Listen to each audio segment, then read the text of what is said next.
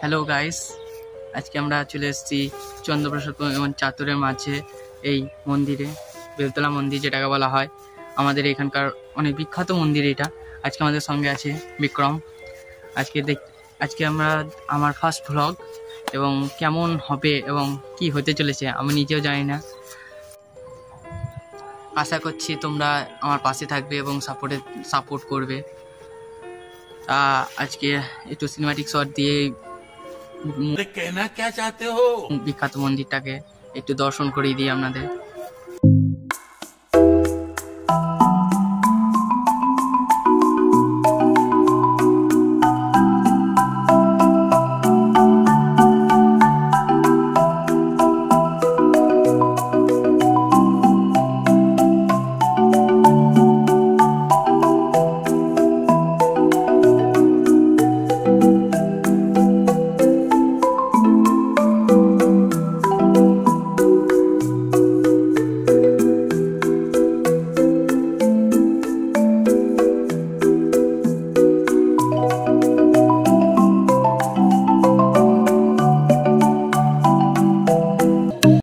এবার আমরা বাড়ির দিকে রওনা দিচ্ছি।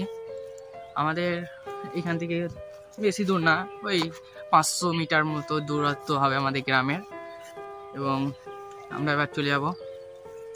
আশা করছি তোমরা এই ভিডিওটাকে সাপোর্ট করবে এবং পাশে থাকবে। এবং কি আর বলবো, ফার্স্ট ব্লগ, কিছু বুঝতে পারছি না।